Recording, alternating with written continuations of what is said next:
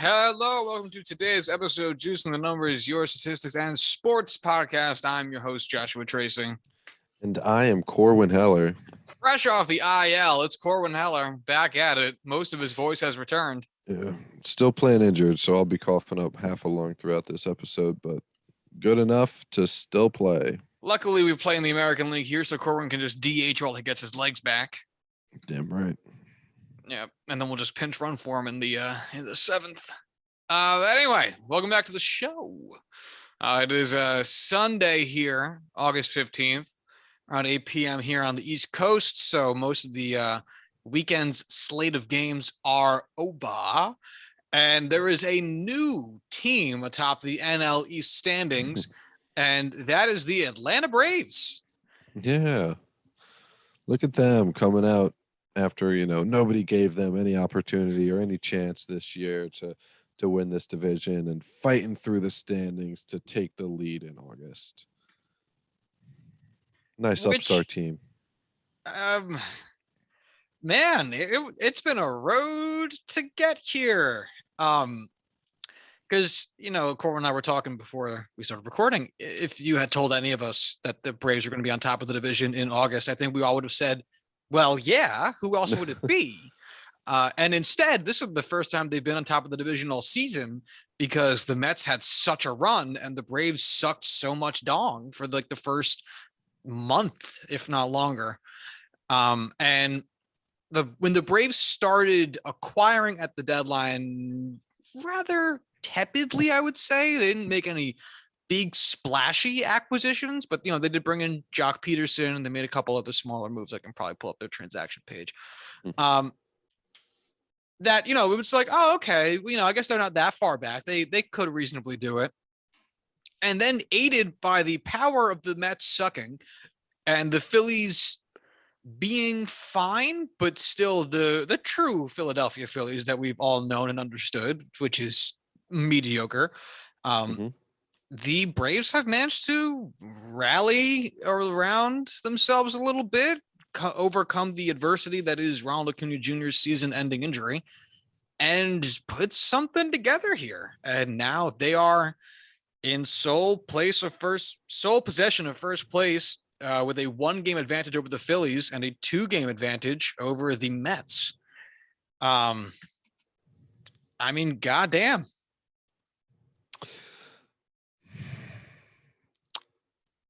Do Mets fans just give up on the sport of baseball yet? They should. Yeah. I kind of agree. Because, when with the Jets, I'll speak to my own personal tragedies. That they never have a shot. Like the Jets never blow a division lead. The Jets never are good enough for a sustained enough period of time to raise your hopes far enough to dash them. Your hopes will get raised. Don't get me wrong. There are certainly been times and places where the Jets have made me feel a small tinge of hope. But largely it's fleeting. Whereas the Mets toy with you. The Mets toy with you with such cruelty in a way that no one else does. It is powerful, truly powerful, the way the Mets fuck you. The Jets will fuck you, but they'll be straight up and in your face, and they'll tell you, hey, we're gonna fuck you. The Mets, they whine you, they dine you, they take you back. You think you're going to have a wonderful evening, a beautiful evening, a memorable evening for the history books, and then just throw you down and raw dog you and just leave you just asking how you got here and why you thought that it would be any different. So there's an analogy for you. You missed me for a week. Yeah. Straight up with the raw dogging. Yeah, man. And I usually don't like to devolve into the whole bringing up of the fan bases because I think largely it's pointless and every team likes to hype up their every fan likes to hype up their team in some way, but I must say it is rich, very rich, that Mets fans acted like things would be different because they had a new owner. Who is unironically very rich. Yeah, he's now the richest owner in baseball. And the thing that's funny about it is that I think they really thought that he would do everything it took to make the team better because he was so rich and a Mets fan. And if life has taught us anything, especially over just the past few years, it's that billionaires suck ass and will stay a billionaire through greed and indifference, under the guise of concern and compassion. And Steve Cohen got himself a Twitter account and he tweets stuff as is his want. And you know what he does? Fuck all. Open the trade for Javi Baez. Neat. Cool, buddy. That's Javi nice. Baez? What? Yeah, I know. What a wow. Javier Baez? That's nuts. They trade for Francisco Lindor. Neat. That's cool, man. Did they spend any money to do either of those things? I do not think they did. It's now they did end up extending Lindor, so obviously you give them that, but at the same time, I mean, that's just the cost of doing business. I mean, I'm not going to pat anybody on the back for doling out one contract and making a bunch of other moves. I mean, it's yeah. I mean, honestly, if they didn't extend Lindor, Citi Field would just need to be burned down by the fans. Yeah. Also, I'm not sure the Lindor trade happens without the promise of an extension. I'm pretty sure it was a trade and extend the whole way through. So let's bring this back to the Braves, because if we look at the transactions that they made, it is an interesting bunch. So let's look at who they got and how they have performed since they got them. Just real quick, this is on the fly, and we've done no true preparation. What else did you want from us? Yeah. So starting off, Jock Peterson was the whistle that began the trade deadline, right? Sure. That's how it felt anyway. I don't remember how it went, but yeah, okay. Jock Peterson, 27 games with the Braves, 73 games with the Cubs this season, and when he was with the Cubs, he batted to a 93 OPS plus. With the Braves in 27 games since then, 109 OPS plus. So he's contributing. He's out there. He's doing it. You know. Yes, we go, Zach. In return, they gave up Bryce Ball. Do you think he's played any? Oh, he didn't even come up. I had to type his name fully into Baseball Reference for that name to come up. Okay, so he has not played in the majors yet this season. Oh, he's in high A. Okay, I got it. Yeah, okay. So he's not going to play anytime soon. No. All right. So then after that, 2 days later, July 17th, they went over to Arizona, traded away another first baseman by the name of Mason Byrne.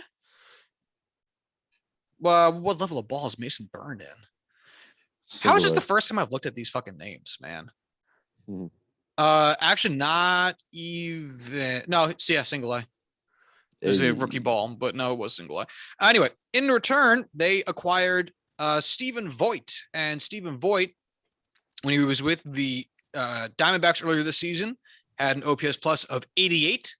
And in the 16 games he's played with Atlanta since then, his OPS plus has been 22. So that's not good. In single A?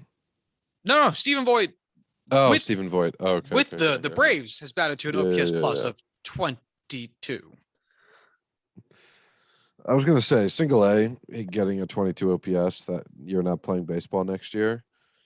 Stephen Voigt has been kind of on the cusp of not playing baseball next year for several years now. So a 22 with the Braves right now is not helping his career continue. Yeah. Oof. I mean, he is a body that plays catcher for them, and that's something that the Braves need, since I don't think William Contreras is on the 26-man roster anymore. And Travis, it's just Travis d'Arnaud. I guess Travis d'Arnaud is back now, since I don't see him on the IL anymore. So that's someone. But I mean, as sad as it sounds, Stephen Voigt and his 22 OPS plus with the team is still better than their other catcher on the roster, Kevin Smith, and his 18 OPS plus. Yes, sir. Wow. God, the Oh Braves my catching God. depth is shallow. Holy Remember when shit. Travis d'Arnaud was like the end all be all of catching prospects? I don't remember him being an end all be all of catching prospects, but I do remember him being with the Mets, and the Mets were like, nah, go fuck yourself. And then they traded him to the Dodgers for like, I think literally a day. And then the Dodgers were like, fuck you, you stupid bitch, and traded him to the Rays. And then with the Rays, he became the player that the Mets wanted. And then the Rays were like, well, we ain't keeping this bitch around. I don't know why. He was a good catcher. And then went to the Braves, and then he balled out harder with the Braves. And I think that's where we are today. But I remember there was like a 3-day stretch where Travis d'Arnaud was with 3 teams. Like I remember that so distinctly, being like, what just happened? Who is Travis d'Arnaud and why does he play for every team? Yeah, basically. Wow, yeah, his 2019 was hilarious because he played with 4 teams. Sorry, 3 teams. Yeah, the Mets for 10 games, the Dodgers for 1. And then the Rays for 92. That's fucking hilarious. What year was this? 2019. I was really hoping the Dodgers would have won the World Series the year that this happened, so that He gets a somehow 1-game playoff Travis share. d'Arnaud, yeah, like just, hey Travis d'Arnaud, here's a ring. That'd be so fucking funny, man. All right. So anyway, Would you proudly display that in your home? absolutely, I would. It is a World Series ring, man. Oh my God, Absolutely. you were on the team that won the World Series? Couldn't done it without me. Yes, technically I was. Oh, like how'd you do? Like how'd you bat in the postseason? Well, no, I wasn't on the team for the postseason. I got traded before then. Oh, okay. So like they got a bunch back in return for you. It's like, well, no. I was there for about 8 hours in August, and yeah, they sent me a ring. Yeah. Man, Travis d'Arnaud's trade history is kind of wild. So first off, Before we move off that subject, I just want to say, if the Padres ever win a World Series on the back of Fernando Tatis, I want us to send one to James Shields. oh man, there's no need I to do want him us like to that. send him a ring, and There's I no need just to do want James like Shields the like that. inscription to just be like a middle finger of just like thanks. Why would you flip him off? He didn't do anything to you guys. I guess. Okay, save the middle finger one and send it to whoever was the GM of the White Sox at the time. Flip him off Yeah, and be I don't like, know. yeah, I don't know. Go fuck Travis yourself. or James Shields, thanks, dude. But White Sox, go fuck yourself. Thank you for your sacrifice, Mr. Shields. So Travis d'Arnaud was in 2012 traded from the Blue Jays to the Mets, and the Blue Jays sent over Travis d'Arnaud, John Buck, who I don't know, Wilmer Becerra, who I don't know, and Noah Syndergaard in exchange for R.A. Dickey, Josh Tolle, and Mike Nikias. That's kind of a wild trade in retrospect. You were kind of cut out. My internet went out a little bit. So what were the names that the Mets received? The Mets received Travis d'Arnaud, John Buck, Wilmer Becerra, and Noah Syndergaard in exchange for R.A. Dickey, Josh Tolle, or Thole, I'm not sure, and Mike Nikias. And that's what with the Blue Jays? Those guys went to the Blue Jays. So then the Mets kept Travis d'Arnaud around until May 3rd of 2019 when they released him, which I didn't realize. They released him. I thought they traded him. Then he got signed by the Dodgers as a free agent 2 days later on the 5th. And then 5 days after that, they sold his contract to the Rays. and then played that season with the Rays, signed with the Braves in the offseason. So that was a week. May 3rd, he was a Met. May 5th, he was a Dodger. May 10th, he was a Ray. That's fucking hilarious. That's too much moving.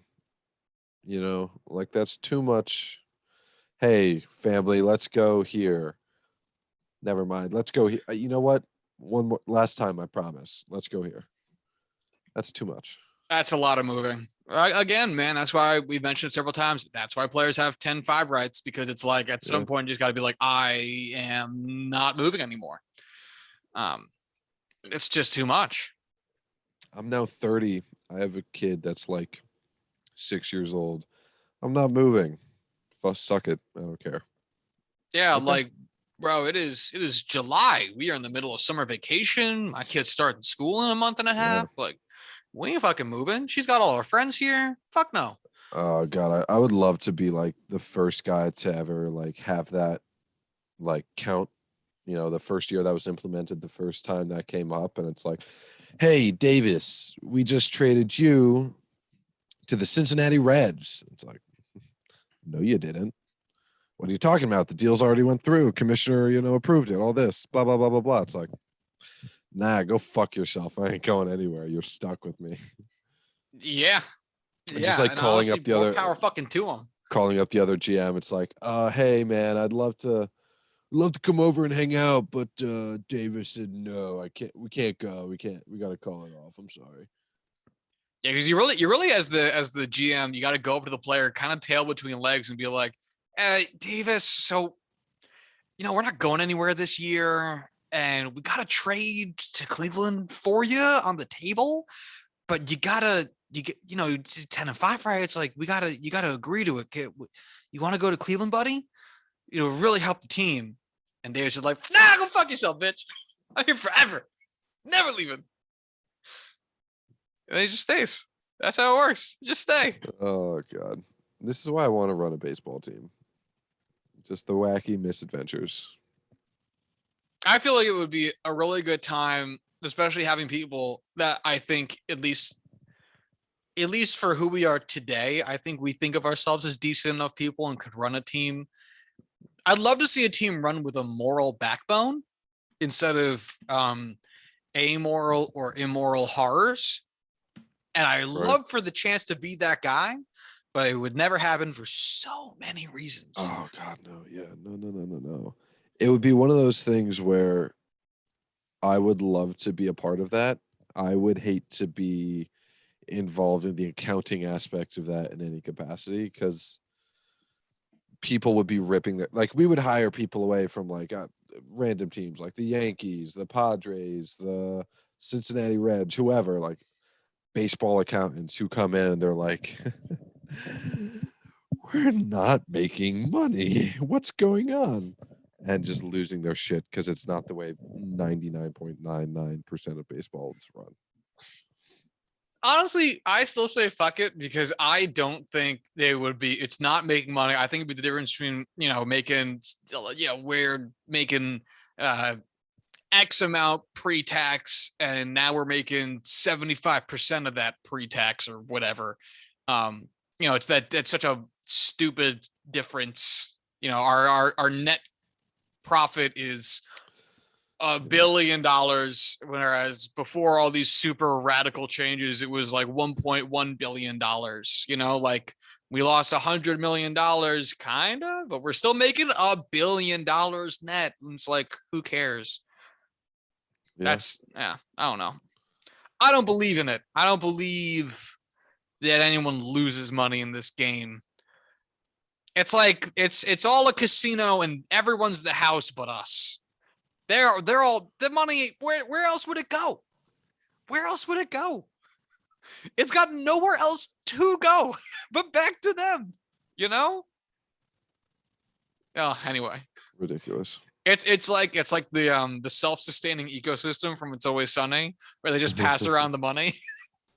That's them. They have it's all MLB fun money just getting passed around owner to owner. What a fun episode that was. Oh my God. I don't know how the U.S. economy works. Yeah. Ugh. So anyway, back to Braves transactions, which was our first topic, and we're still on it. Oh my god.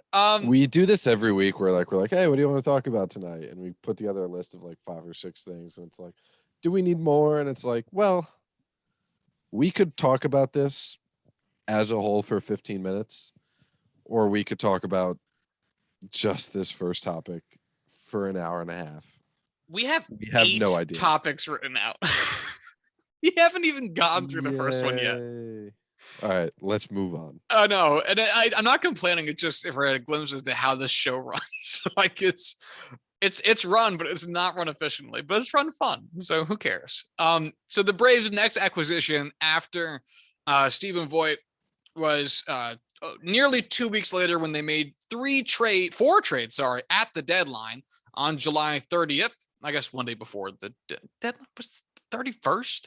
Oh, who gives a shit? So first acquisition on July 30th was of Adam Duvall in exchange for Alex Jackson, who got sent to the Miami Marlins. So far with the Marlins, he has appeared in 12 games, has an OPS plus of 75, and has 4 extra base hits with 6 hits total. So 2 singles, a double, 3 home runs. Oh, he's 25. He's figuring it out. Whereas Adam Duvall, in his grand return to Atlanta, since he had spent 2018, 19, and 2020 with them, so really he had only not been there for 90 games of this season, was a 102 OPS batter with the Marlins, and with the Braves so far has been a 100 OPS plus batter. So perfectly average in that respect, which I guess honestly means it's probably a pretty good trade for them. You have your third, fourth string catcher who's not going to see significant playing time. Even if everyone was hurt, he probably still wouldn't see significant playing time. And you just don't need that guy. Whereas if you need outfield depth, then a guy who's batting perfectly average is probably an improvement over whatever you had. And I don't really feel like digging down into what their outfield was pre-deadline. So that seems to make sense. Yeah. So that brings us to the second acquisition of July 30th, which was with the Kansas City Royals, in which they sent over Casey Kalich. I'm going to say Kalich because I don't know any better. In exchange for Jorge Soler. Now, Casey Kalich is in high A right now with an ERA of 5.4 since being traded to the Royals in 5 innings. So he said 1 game. 4 games. He's a reliever. Okay, 4 games. All right, so that's not enough innings to mean anything of significance. Whereas Jorge Soler, pre-trade deadline with the Royals, Jorge Soler was batting to the tune of a 78 OPS plus. Since being traded to Atlanta, he has a 125 OPS plus in 13 games. Good for him. Needed a bounce back. Easy guy to root for. Nice to see him having a good season, and clearly that trade is paying off in spades for the Braves, as they definitely have a weakened outfield without Ronald Acuna Jr., and I don't know who else is manning that outfield right now. So I guess that might be their 3 out. Is there 3 outfielders right now? Soler, Peterson, and Eaton or Duvall? I don't know why you're asking me. I don't know. You know what? I don't know, and I don't care. Guillermo Heredia, I guess, is the other main guy, and Abraham Almonte. Who's 32, and that name is not really recognizable for me. And hey, maybe that says more about me, but damn. I feel like he must be new because you're born at the age of 32 if your name is Abraham. So he has played 9 seasons in MLB and was actually with the Padres last season. So the fact that you don't know him either is kind of hilarious. Yeah. But what was his last name? Almonte. No idea. How much WAR do you think he has combined in 9 seasons? 0.6. 1.2. I was off by a factor of 2, which seems like a lot, but it's not. Yeah. That's pretty funny. But hey, he's still playing, so good for Wow. him. His career WAR or his WAR this year is negative 0.9, which is bad. Which is really, really, really bad. But again, hey, still playing. Yeah. All right. He had 7 games and 11 at-bats with the Padres. I don't feel even remotely bad about not knowing who he was. Yeah, I know. I saw he didn't play a lot, but I still want to bust your balls about it. Oh my God. Do you want to know what his slash line was for all of 2020? I actually didn't look at it, so I have no idea. I'm gonna guess it was low. I'm gonna guess it's like a 2.32. It's like something weird. I'm gonna say like 200 batting average, 290 on base, and 300 slugging. He had a .091 batting average. 0.91. Yep. A .231 on base. Okay. And a .091 slugging percentage. No. For a 322 OPS and a -5 OPS plus. God, that OPS is a bad on base. Ugh. He had a -5 OPS plus in 2020. In 2019, his OPS plus in 3 times as many at bats was 148. Baseball's hard. Baseball's really fucking hard. But hey, he's still out there doing it. Good for him. Kudos, man. Shouts out to you. Good on you. I mean, what, 10-year service time? That's a thing, right? Yeah, that's how pension. much it accumulates, yeah, based off of games played. But hey, he's got 435 career games. That's a fucking lot, no matter how you look at it. Seriously, that dude would rake against most other levels of competition. He is an outfielder, and I feel extremely confident that he would strike us out 10 times out of 10. Oh, yeah. Yeah. Outfield's got arms, man. Yeah. I know, like, everyone on the diamond has arms, but, like, man, a good outfielder, not a mediocre outfielder, has a bad outfielder has a much better arm than your pedet. I think an average guy could probably throw 50 miles an hour, maybe. Sure. Yeah. That might be a little bit generous, might be a little bit mean, but I'd say that makes it pretty fair. 50. Like a bad outfielder has like a 75 mile an hour or 78 mile an hour arm. Like a bad one. Like that. That's a really, because I think before he got suspended, Marcell Ozuna was the worst throwing outfielder in baseball, and I believe it was like 78 miles an hour. I could probably throw 40, so I'm not going to be one to stand here and poke, sticks at people, throw stones. No, poke that's sticks the at correct people. idiom. Let's poke some sticks at people. All right, so let's finish out these fucking Braves transactions. They then got Richard Rodriguez, and there's a point to all this. We'll get there. From the Pirates, who has been solid for them so far, with his ERA being 0 in 8 games. So that's pretty fucking good. Has not allowed a run, has allowed only 5 hits, 1 walk, only 3 strikeouts, but without any runs scored, you got to feel pretty okay about that. And they gave up Bryce Wilson, who was a young up-and-coming starting pitcher for them, but hasn't quite put it together.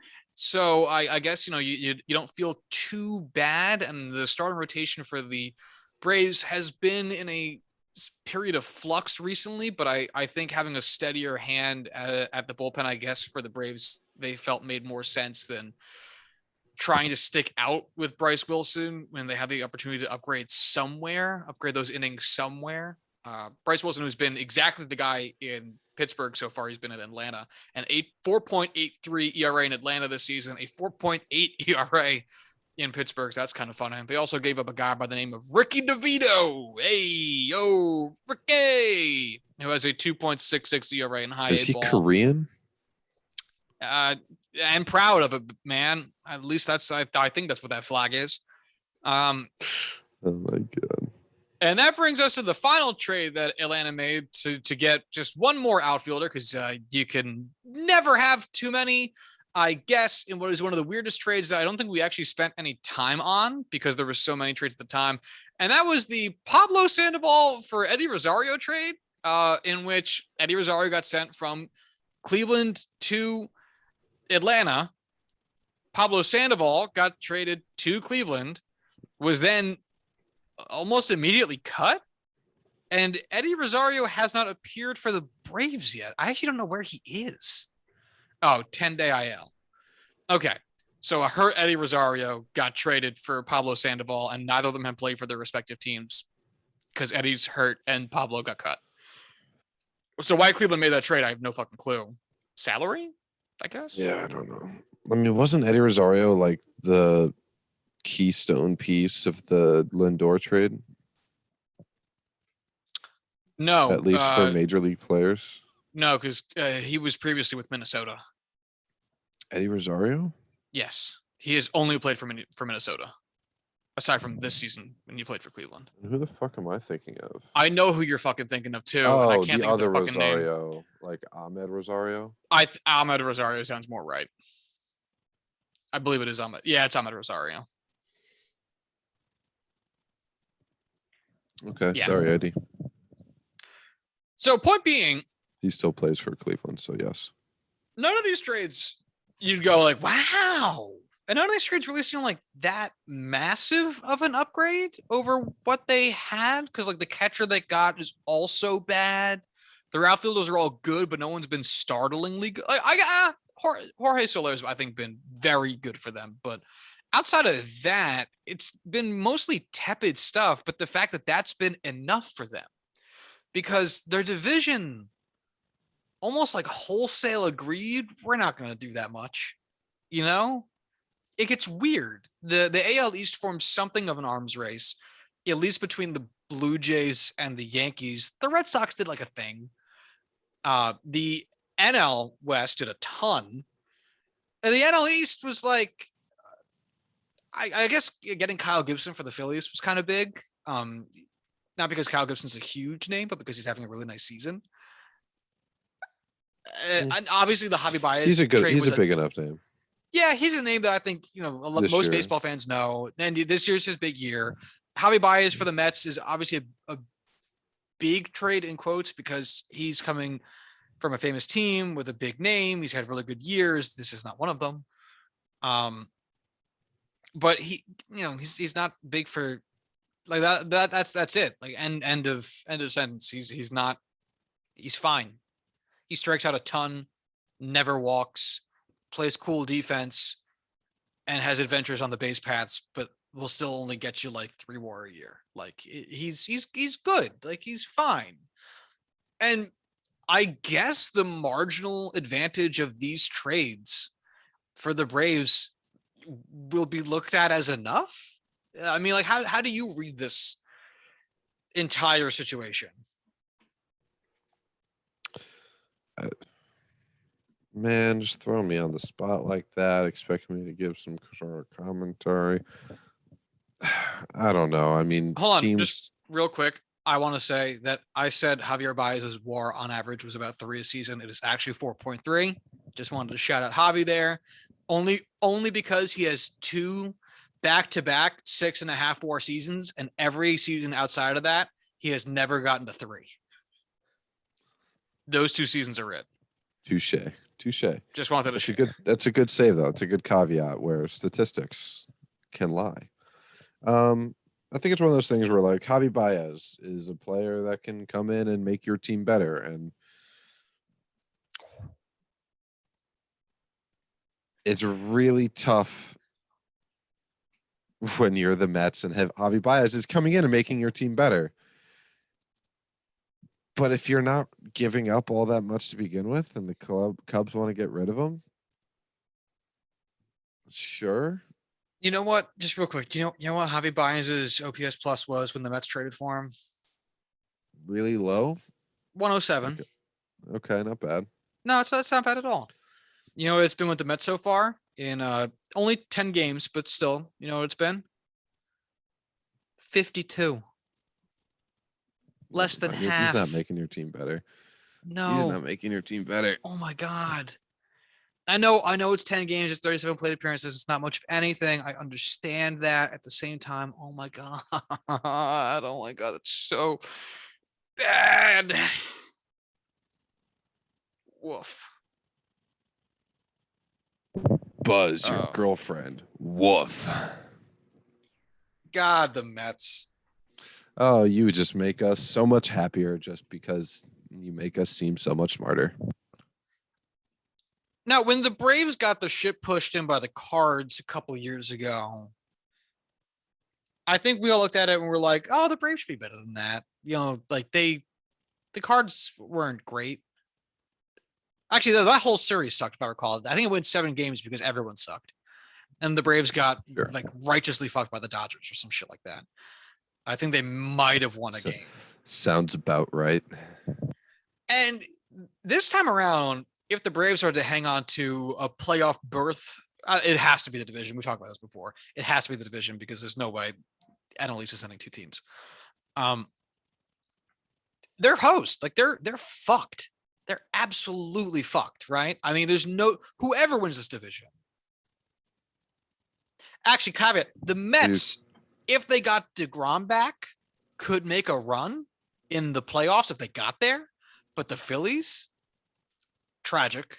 And the Braves, I just don't think have it. And it begs the question of, and maybe that's what the math was for these teams for how meh their trade deadlines were, is that even if you make the playoffs, what are you hanging your hat on after that? I mean, chances are you're getting fucked, right? Yeah. Not beating the Braves. Or sorry, the Brewers. Like their pitching's so excellent. And their batting's fine. And that's the easiest team you'd face. The Giants are unstoppable. The Dodgers are unstoppable. And the Padres can mash at least. Their pitching leaves something to be desired. Like, the easiest route you'd have is either the Brewers or the Padres. And those are 2 fucking rough-ass teams to be the easiest team you might have to face. Who at this point would you predict to win the division? Oh, my God. You know what's sad is I haven't even thought about extrapolating out these seasons and who would be primed to actually do anything, because it's been such a clusterfuck. It's like you just kind of sit back and watch. It's like a fire when you're not a fireman. You're like, well, shit. I'm not even going to contemplate how to put this out because I can't stop looking at the disaster of it all. We're going to need a professional. Oh God.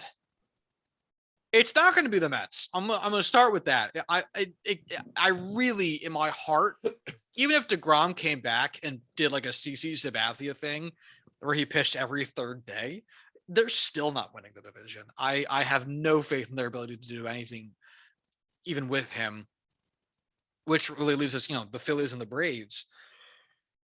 Ooh. And I can't believe I'm saying this. I think I'd believe in the Phillies more because I like their batting more. And if I had to put stock in something, I think I could actually tepidly say I trust the Phillies batting. And then I don't trust any part of the Braves, which means that I'd give an edge to the Phils. Like, I don't trust the Phillies pitching. I don't trust their bullpen. No. I trust their batting. I don't trust the Braves starters. I don't trust the Braves bullpen, and I don't trust the Braves batting. So I guess I would go with the Phillies. That felt gross. Is there really anything you do trust in the NL East?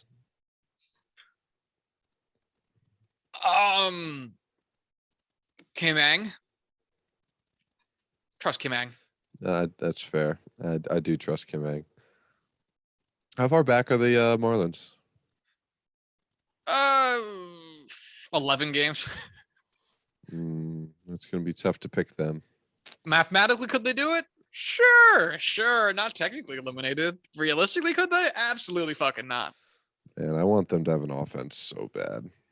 I really think they can get there. I really do. I have so much more confidence in their ability to build an offense than I do the Mets' ability to build an offense because that ground is cursed. Yes, sir. Man, I don't know. I'll give it to the Phillies just because I could just see Atlanta just imploding and just returning back to that just nothingness.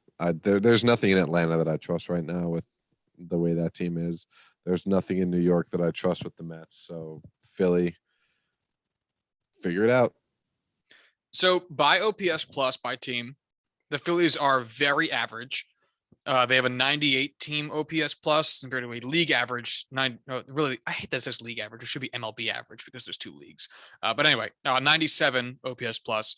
They are the highest team from their, actually, no, second highest. The Nationals are above them with a 106 OPS plus, but their pitching is a disaster.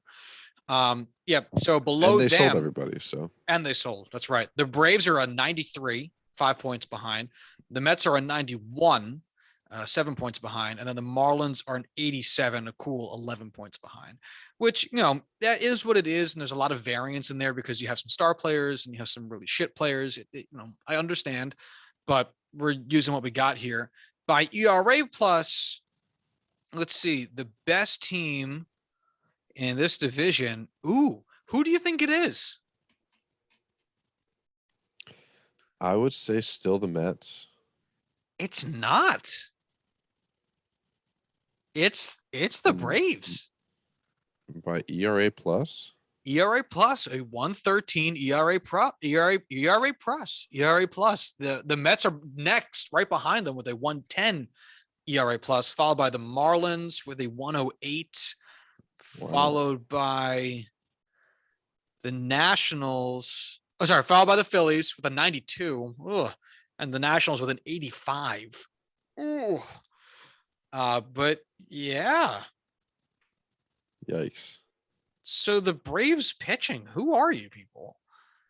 Oh, their starters are actually, a lot of their starters are hurt. But Charlie Morton, 130, Max Fried, 120, Drew Smiley, 103, currently hurt.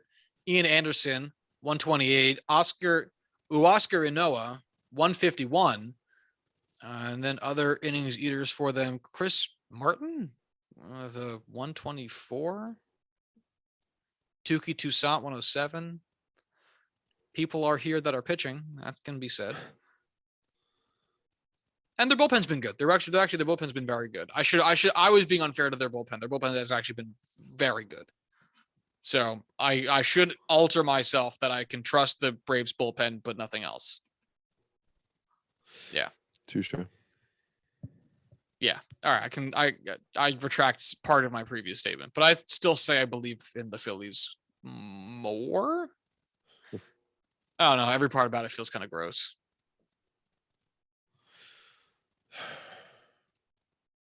Well, speaking of lopsided performances, let's talk about 2 things at the same time, and that is the Padres getting no hit the other day by a guy making his first MLB start with the Diamondbacks. And when you hear first MLB start with the Diamondbacks, that's 2.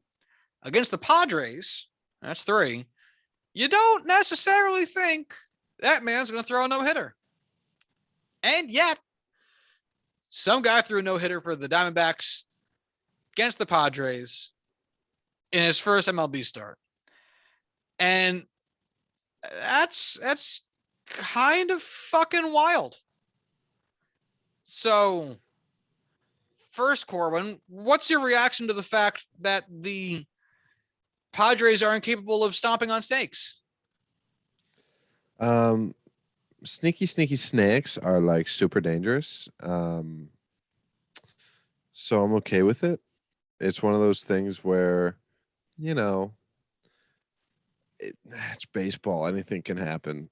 I don't know how you defend it. Like it's what it is. I will say I didn't realize until just now, looking through all these numbers from the past couple days, that Logan Gilbert was a Rule Tyler 5. Gilbert? What did I say, Logan? Yeah. Nah, different pitcher. this Gilbert was a Rule 5 draft pick from the Dodgers, I just saw that today too. which it hurts just as much, it really does. Um yeah, I don't know. It happens. I mean, I'm not worried about the Padres offense. It's one of those times where it's like, all right, we were without our best player. Okay, there should be enough depth to get a hit. Okay. I mean, there were plenty of hard hit balls that just went straight to outfielders. Okay. It happens. I'm not worried. Like, it's not Cleveland getting it 3 times in a season because Right. their just offense fucking is atrocious. It's like, all right, we had one off. Yeah, not beating the Diamondbacks as the Padres sucks, but it's mostly, I would imagine, the way I look at it, because, it's like when the Yankees lose to the Orioles as of, the current iteration of the Orioles, not when the Orioles were good like 5 years ago. Which is, you shrug and you go, well, you can't win them all, which is true. Mm-hmm. And the fact that you lost to a bad team obviously sucks. A bad team in your division obviously sucks more. But at the same time, you go, oh, you lose games, but when you consistently can't put away that shit team in your division, the real shit part about it is that you're not racking up the wins where they should be. Which, does it mean more? Not really, but it can fuck with your standing in the division if you end up having, for whatever reason, a tied record at the end of the season with another team in your division, but you have a worse divisional record because you couldn't beat the fucking Diamondbacks. And your other team has a better divisional record because they could.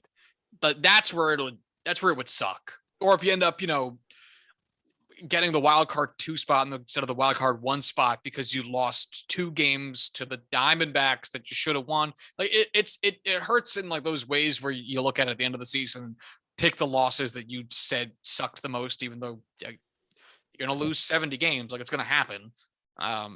But it doesn't, like you said, it doesn't mean anything for the Padres offense. It's a more inconvenient loss than an average loss, but it's still just a loss, right? Right. Yeah. Right. Yeah, for Tyler Gilbert, obviously, shout out to him. This is his 4th game of the season, his first start of the season. He had made a couple bullpen appearances. So just fucking congratulations to him. And like you said with the Rule 5 thing, this is now the second Rule 5 guy this season that has made a big splash, even if his might be a little bit more short-lived or a little bit more flashy. Because, we also have Akil Baddoo, who also is a Rule 5 pick from within his division. Akil Baddoo on the Tigers was a Rule 5 pick from Minnesota. Tyler Gilbert on the Diamondbacks, Rule 5 pick from the Dodgers. And whatever their careers end up being, they end up being. It's not. It can't be said until it's either over or there's been a statistically significant period of time for them to see how they shake out. But it's the internal scouting within teams that you almost wonder if, and it's 2 people. I understand. I know might be making more of a thing out of it than need be, but let's make a big thing out of it. And it's the internal scouting that matters just as much, if not more, than the external scouting.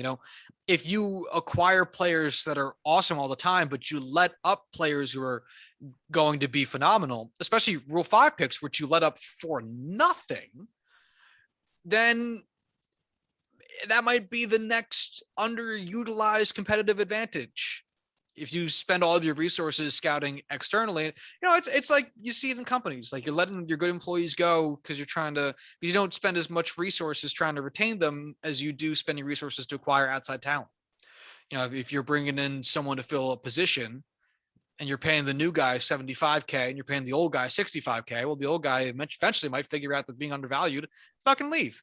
That's obviously a touch different, but the same idea of keeping track of your shit that you already got rather than focusing exclusively on getting other shit. And again, this is literally 2 people. I do not mean to make the world out of this, but it's interesting to see so much attention paid to these 2 Rule 5 picks in the same season, nonetheless, because and interdivision none the lesser. because it feels like it doesn't happen that much. So to get to feels kind of big, even though in all reality it's not. But I don't know. What do you think? I think at the end of the day, new and shiny is really cool, and that's all we need to focus on. Who gives a shit about the guys you already have on your team when new and shiny is, well, new and shiny. I like that we're having guys, taken in the Rule 5 draft, be able to come in and just make an impact early on. I mean, there's so many players, excuse me, in the MLB system, in major leagues, AAA, AA, single A, high A, low A, whatever you want to, divide it up as. All the A's. All the A's, and even a couple B's. Being able to have guys get opportunities on teams that would give them playing time that they otherwise wouldn't get, and then being able to come to the show and make a difference and make an impact and throw a no-hitter, be a front runner for Rookie of the Year. These are things that are huge, and at the end of the day is only going to propel MLB forward, and treatment of minor league players, younger players, guys that aren't making Fernando Tatis money, Mike Trout money, big league money. So all for it. Yeah, you love to see it because obviously it shows that, it's working as intended. Like if Rule 5 draft picks make the major leagues, then that process is working as it should. Basically saying that like you can't hoard good players. If they have an ability to make a major league roster, then we're going to institute this thing that gives them a better chance to do that and get paid. So it is nice to see one of the processes in MLB actually working seemingly to its desired effect.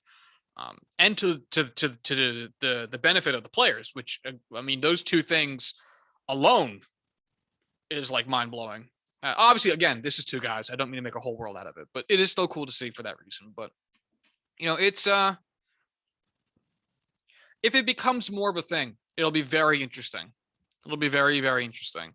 I know Rule 5 draft picks have been getting more attention in recent seasons, like Nestor Cortez Jr. on the Yankees was a Rule 5 pick, from the Yankees to the Orioles, I believe. I think it went that way. He's been bounced around a bunch, especially between the Yankees and the Orioles. But it's like you see supplemental drafts for like the NFL, and there's other drafts that happen in other places, and the Rule 5 draft gets some attention for that, and it'll be interesting to see if it gets some more attention and if we criticize teams more harshly for allowing good players to go. Obviously, you don't want a prospect hug because then you're never going to get anything done. There's a big difference between trading a player for another player or for an asset of some kind that will appreciably improve your team, because that's what you have to do. If you're going to go out and acquire Joey Gallo, you're going to have to let up guys that you like playing for your team in order to get. You're going to trade future prospects for present talent. I know that the Yankees didn't give a ton because there was money involved, but let's remove the money from for a moment. But the Rule 5 draft is literally nothing. You get nothing in return for that. Yeah, I think the Padres are a great example of that, where it's like, all right, you have a truly unbelievable farm system at your disposal. You use it to acquire guys like Blake Snell, Yu Darvish, Austin Nola, like all these guys who they've put together, Adam Frazier this year. Fucking what's his face? I was trying to make a joke about the Jake Marisnick. We acquired Jake Marisnick. There we go. Thank God. Wouldn't be able to do that with those minor leaguers on our team. But yeah, you acquire players to make your team better and push during your window. That's how it works. Don't hoard. You're right. Don't hoard, but just also don't allow them to go for nothing. But if they do and they make the roster, then it's all good. Life is complicated and MLB is complicated. I guess that's part of why we like it. Speaking of which, we had a perfect game scare yesterday. Today? Was that today? I don't remember. Fuck, what day is it, Brad? Well, let's pretend like it was yesterday because no one's gonna know. Where Tristan McKenzie. Actually, I feel like that was today now. I think it was today. I'm going to say it was today. Tristan McKenzie Almost threw a perfect game for the Cleveland baseball team, which Correct. is nifty. I don't want to. It would be tough to have a no hitter and then a perfect game and then be like, hey, is it March again? Because this shit sucked the first time around. But it was also cool to see another young dude, especially on a team that hasn't had a lot to root for this season, get to do something really cool. And a guy who's had like a rough year so far this year. Right. Be able to go out there and do something really cool. Obviously, it ended up getting broken up, and it was not a perfect game. It wasn't a no hitter. Life got in the way of that one. But it is still nice to have those moments. But I don't know about you, but I now feel a tinge of doom, boredom. I'm not quite sure where it lies when I get the MLB app notification saying so and so is perfect through 6. It's not quite the same. I feel good for the guy. I'm like, that's great for him. But I'm at the same time like, oh, this again. Yeah. I mean, when I got the notification, I guess I was watching the game, but Joe Musgroves was like, oh my God, he's gonna do it. Like we're gonna see a no hitter. Like this is crazy. Like, oh my God, oh my God, oh my God, oh my God, oh my God. Here we are a couple months later, hasn't had one since, and well, I guess now there's been one since like that stage in the season. There's been several since where it's just like, oh, no, I don't care. It's whatever. That no I hitter don't feels care. like I just don't forever care. ago. Yeah. And it seems like nothing because there's been like 7 of them now. Yeah, Tristan McKenzie's real quick. 8 innings. Emmanuel Clay's ended up finishing out the game. 1 hit, 11 strikeouts, no walks, no runs. That's it. Lowered his ERA to 5.12. Oh my God. That is way higher than I would have thought it was. Yeah, it hasn't been a great year, which is fine. He's a young dude. It's his second season pitching, and he's already thrown twice, more than twice, the innings he did all last year, in part because last year was a short season. So he'll figure it out. But it's and it's a similar thought process from the Diamondbacks perspective, which is like, yeah, your team sucks, but you got to see your team throw a no hitter. Like that's really actually, if you're a Diamondbacks fan, you got to see your team throw 2 no hitters this season because you had the unofficial Madison Bumgarner one, and then you got this one, and like there's really cool moments.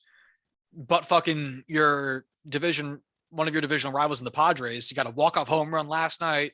You got or 2 nights ago, you got a no hitter the next day. Like, yeah, your team's gonna lose like 100 games, but you're gonna have some really cool wins in there. And Cleveland gets this. You get an 11-0 win against the Tigers, who have been rolling pretty hard out of the gate from the All-Star break. And yet neither of your teams are making the playoffs, but it's still cool to cream one of your opponents in a divisional one nonetheless. And you got a cool performance out of one of your young guys. And yeah, the perfecto bid didn't go through, but still, I mean, it's cool to see. But man, usually for every season up until this year, and this is me. I'm not saying this is a problem that needs to be fixed. Like, this is very much so just me. If I got the second notification that someone was having a no hitter or a perfect game through 7, I would tune in for the last 2 or 3 innings. Sure. Now I just don't care. I get that notification twice a week now. Yep. I just don't fucking care. I'm right there with you. I will not change what I'm doing to put it on just because it's why should I care? Why should Do you remember?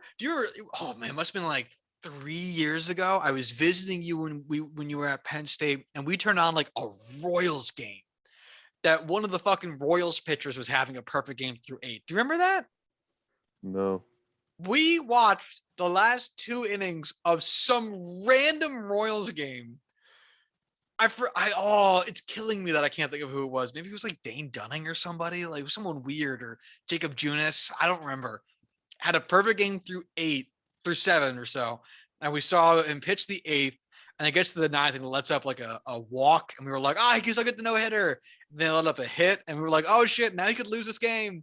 And then they pulled him. But we watched several innings of a Kansas City Royals game for no reason other than there was a perfect bid attempt going on in it. And we would absolutely not do that today. No, I absolutely wouldn't. Like, even if it was like the Giants or the Dodgers, like good teams, I don't care. Like the Royals, no fucking way. It is a common thing now, those damn notifications.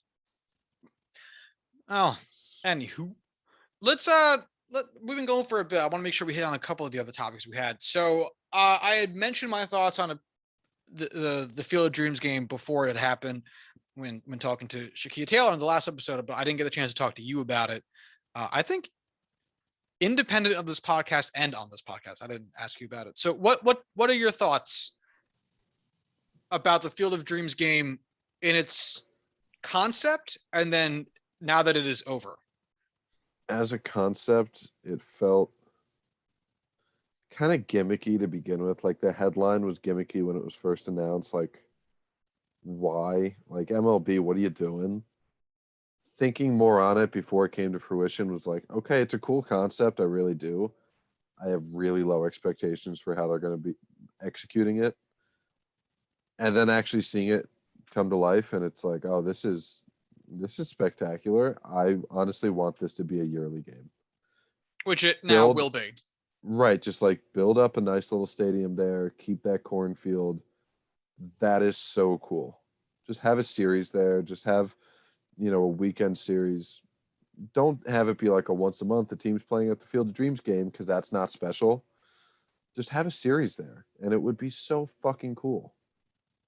It's one of those things where if you have one of them, you have two of them even, where there's a couple games there a year, just like a single series or a single game, that's really cool. All of a sudden you start having, the Field of Dreams game, oh, the Durham Bulls game, oh, the Sandlot game, like, oh, blue, do, 7 different things. It's like, I now care about none of them after really caring about one of them.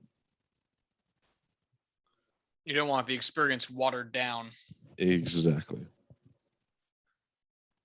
So where I landed on this, in my conversation with Shakia just prior to the game, we had talked on Wednesday night. The game was on Thursday night. I'm fine with them doing it. I don't really give a shit. I don't think Field of Dreams is especially a good movie. But if MLB wants to do hokey, lame shit, that is within their right. And I mean, you got to do something different to stay on top of things. Picking a movie that's 30 years old is also a super weird choice. Right? They could have done this 25 years ago and had it feel fresh instead of doing it so long. Like how they got there, I have no clue. How this just became a decision. Someone put in a request back in 1992 that they just found. And we're like, oh shit, this is a great idea.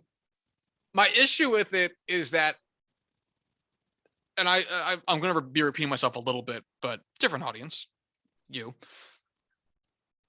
The best thing, the thing that MLB can do to get the most eyes on anything that they want to, I don't know, bring attention to, is by playing a baseball game.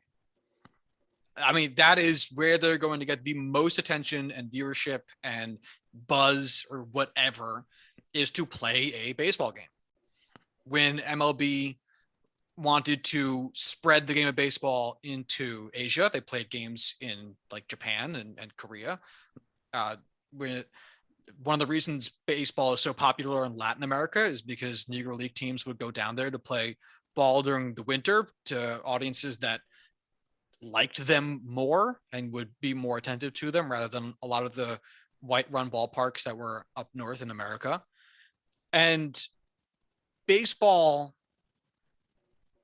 MLB had the thought to do something to bring attention to something and to feed off of a feeling and a pre-existing property. And instead of choosing something that I think would have more impact to both a locale, a history, and a people, that was three things. I said both, but we're moving on.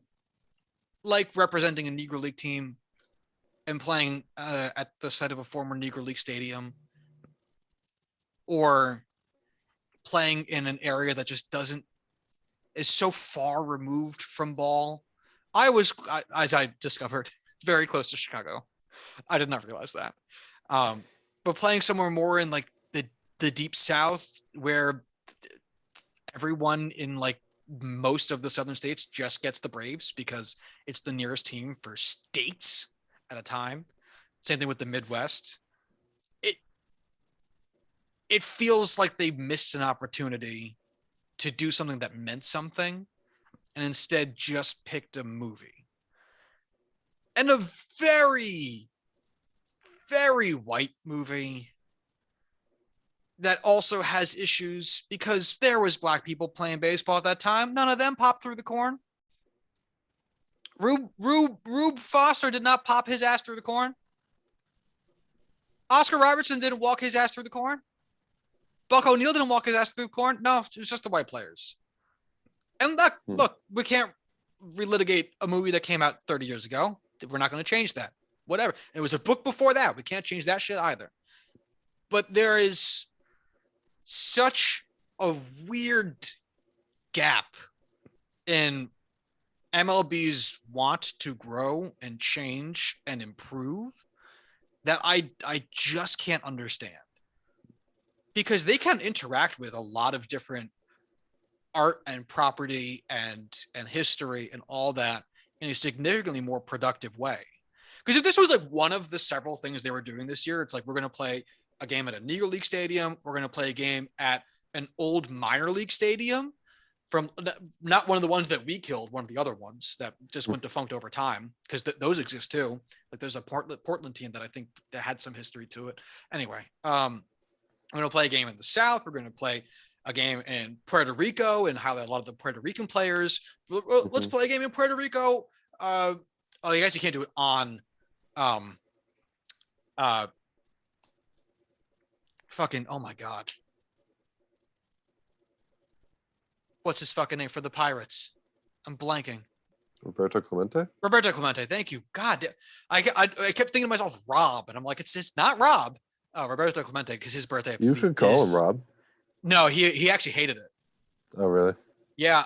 Well, a lot of Hispanic players so get their names like Americanized. Like Francisco Lindor hates being called Frankie because his like my name is Francisco. So anyway, separate story. I believe Roberto Clemente's birthday is like literally Christmas, so you cannot play a game on Roberto Clemente's birthday in Puerto Rico. But I bet you could play a game on a dubbed Roberto Clemente day where everyone wears 21, which I don't know why isn't a thing. But anyway, and if they did a bunch of other shit, and one of them was the Field of Dreams game, you go, all right, well, this is the lighthearted, goofy one. Whatever. But the fact that they had the thought to do it, and instead of raise attention to something that mattered, and instead brought attention to a movie from 30 years ago, it's a weird choice. It's a very weird choice. So I don't want to be too curmudgeonly about it because it's lighthearted. And I can appreciate that people want lighthearted things. And again, like you said, to their credit, they did a really good job with what it is. I would struggle to think how they could make it for what they were going for that much better. Production wise, good. People came out the corn and Kevin Costner was there giving speeches. I mean, if this is what they were doing, that's what they were doing. Yeah, with the score in the background, it was very nice. But it's just weird that they made this choice. Yeah. I don't hate it. I don't love the idea of what it becomes. Just, you finally just ass backwards walked your way into a good thing. Don't fuck it up. Yeah, and if they keep it around every year and just add on other games in other places that do more significant things, I have no issue. Yep. Although hopefully this also raises the attention to the fact that Iowa local Iowans can't watch this baseball game because it is blacked out in their region. Like always. And there's the ticket price thing. There's a whole bunch of stuff. Yeah. Ugh. It's so tough to talk about MLB for too long because I just get exhausted doing it. You know, it is just exhausting talking about MLB instead of baseball. So let's close on a baseball topic then. Let's do it. Fernando Tatis Jr. made his return to the lineup today after being on the IL once again with a shoulder issue. And this time, he made his first career appearance in the outfield, playing left field for the Padres. Corwin Heller, what do you think of that? I am very happy to have him back. It's one of those things where it's like, we just got no hit last night. He comes back out of nowhere, hits 2 home runs. We win 8-1, and it's just like, oh, I forgot that he can just single-handedly win just about any game he plays in. It's just as simple as that. I mean, I know we joke about him, you know, being the second coming of Jesus Christ because, well, he's a Padre and I'm a Padres fan. He's a big reason I became a Padres fan. And boy, he's just really fucking good at baseball. But by all means, I truly am just in awe every time he hits a home run or goes on a streak like this, where it's just like, I truly don't even understand how you're so good at baseball. How are you so good at baseball? The sexier you are, the better at baseball you are. It's true. It's a fact. Babe Ruth. Babe Ruth, sexiest man alive. Okay. No one could slurp down a wiener like Babe.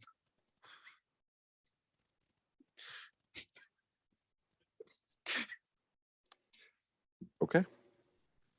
Welcome back to the show, folks. Yeah.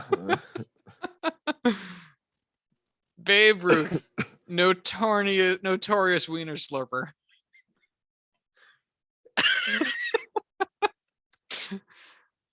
Yeah.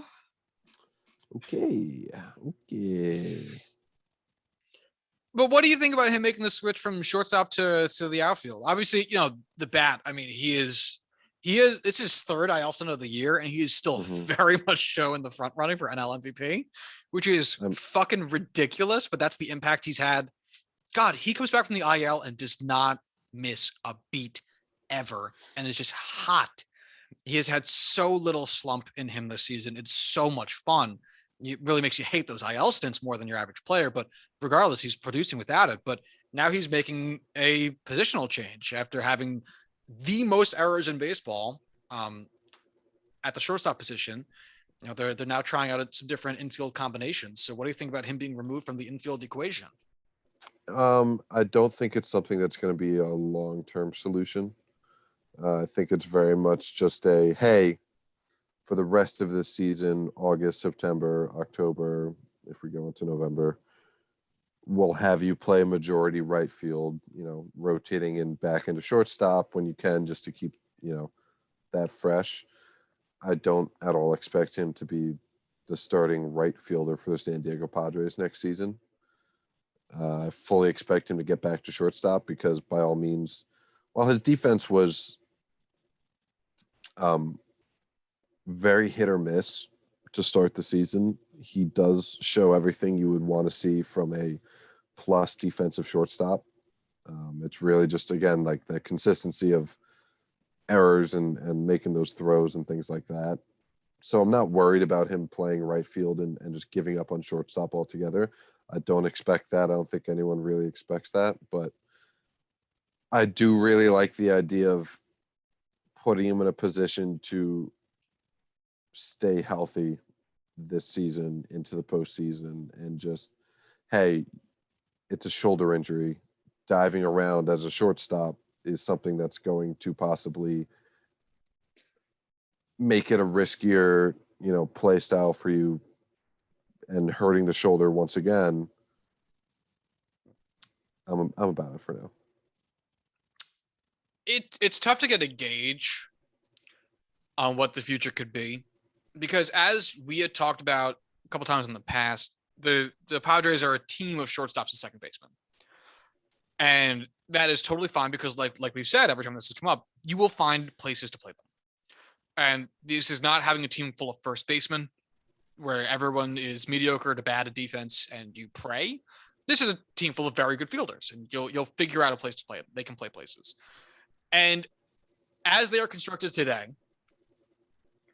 Fernando Tatis is their worst option defensively at shortstop. And that is not to say he is a bad shortstop. That is just to say that they have so many players who are very, very good at shortstop that Fernando Tatis Jr. is now their worst option at shortstop of the guys who play that position, which is a good position to be in because you got a lot of good defenders. And to that effect, moving him to right field, totally fine. In terms of what's going to happen next season, that I think is going to come down to 2 or 3 things. I think it's going to come down to, one, how comfortable Tatis feels in right field. I don't mean how good he is defensively. I mean how he feels being out there, because how he feels, well, he's going to get to dictate a little bit where he plays. And if you think, well, that's not true, let me ask you something. Why the fuck did Derek Jeter play shortstop into his fucking late 30s? You know why? Because the motherfucker wanted to. And because he wore the pinstripes for long enough to be able to say, I'm going to keep playing shortstop until I say so. Fuck you, Steinbrenner. Yeah, I mean, the fact that Alex Rodriguez moved to third and not Jeets is wild. But again, so how he feels in right field is going to be one of the main factors. The other thing is, how good is he at right field? Because if he ends up being a great right fielder, maybe you keep him there.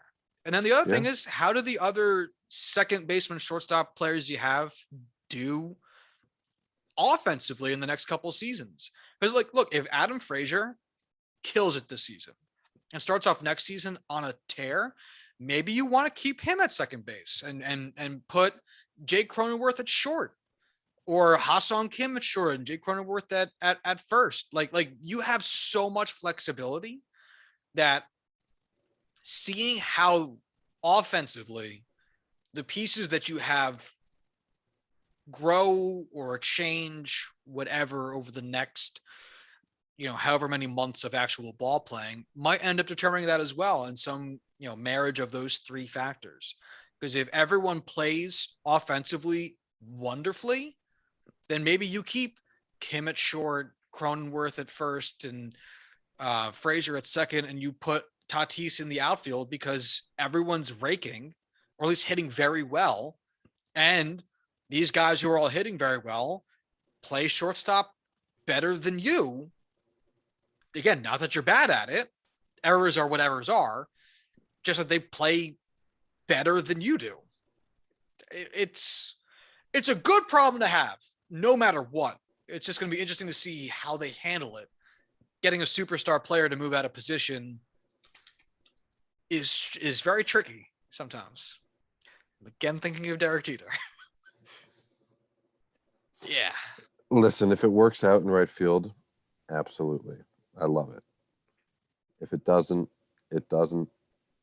Okay. At the end of the day, Fernando Tatis Jr. is not going anywhere. I'm not too worried. Oh, definitely not going anywhere. For sure. I mean, it's the first season of that gigantic ass contract. So he ain't going nowhere. We have other things. We've been running for a while. Corwin and I each have other things to do tonight. So do you want to keep going with stuff, or do you cool to wrap it up here? Do you want me to be completely honest with you, Josh? Yes. I'm real close to shitting my pants. I gotta get the fuck out of here. All right. Well, if you want to follow the show on Twitter, you can do so at JasonPod. If you want to hit up Corwin on Twitter, you can do so at Corwin Aller. I'll be on Twitter for the next 20 minutes. So if you need to reach me, you know where to find him. If you want to follow me on Twitter, you can do so at Joshua D. Tracy. And if you'd like to send emails to the show, you can do so at juiceofthenumbers@gmail.com. And until Thursday, y'all have a good one. Bye.